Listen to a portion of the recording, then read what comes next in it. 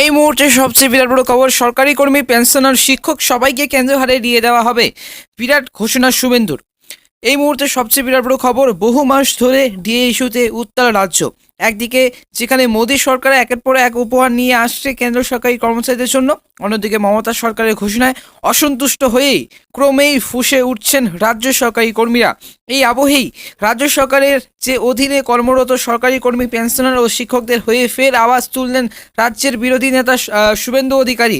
এবার বুধবার দক্ষিণ কলকাতার মিছিলে হাটের নন্দীগ্রাম বিধায়ক মিছিলের শেষে বক্তব্য রাখতে গিয়ে রাজ্যের যে সরকারি কর্মী, পেনশনার, শিক্ষকদের প্রসঙ্গ উঠে আসে বিরোধী দল নেতার মুখে। তিনি বলেন সকলকে কেন্দ্র হারে এড়িয়ে দেওয়া হবে। আর কি বলেন বিরোধী দলনেতা অবশ্যই কিন্তু জানাবো আজকের এই ভিডিওতে। আজকের এই ভিডিওটি আপনারা যদি রাজ্য সরকারি কর্মী হয়ে থাকেন অবশ্যই কিন্তু আজকের এই ভিডিওটি অবশ্যই প্রথম থেকে শেষ পর্যন্ত দেখবে। এদিন শুভেন্দু অধিকারী বলেন যে কথা দিচ্ছি রাজ্যের সমস্ত সরকারি কর্মী, পেনশনার, শিক্ষক সবাইকে কেন্দ্রীয় হারে দিয়ে দেওয়া হবে। রাজ্যে বিজেপি এবং ক্ষমতা এলেই কিন্তু ক্যাবিনেটে প্রথমে এই সিদ্ধান্তই নেওয়া হবে, সকলকে কেন্দ্রীয় হারে দিয়ে দেব আমরা।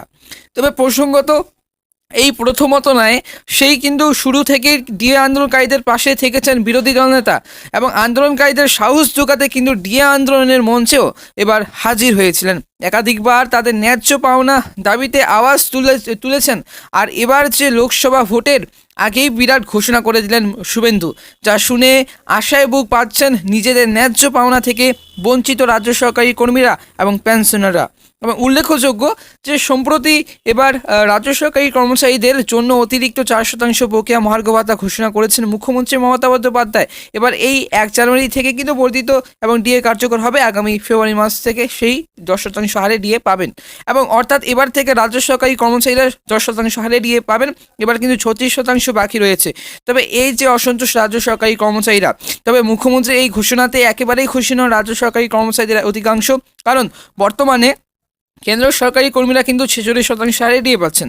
আবার কিছুদিন মধ্যেই কিন্তু মোট এবার তার পরিমাণ আরও কিন্তু 4% বাড়াবে বলে মোদী সরকার জানিয়েছেন। তবে 50% ছাড়িয়ে যাবে বলেও কিন্তু মনে করা হচ্ছে। এই আবহে 6 বা 10% নয়, কেন্দ্র হারে ডিএ তুলছেন রাজ্য সরকারি কর্মচারীরা।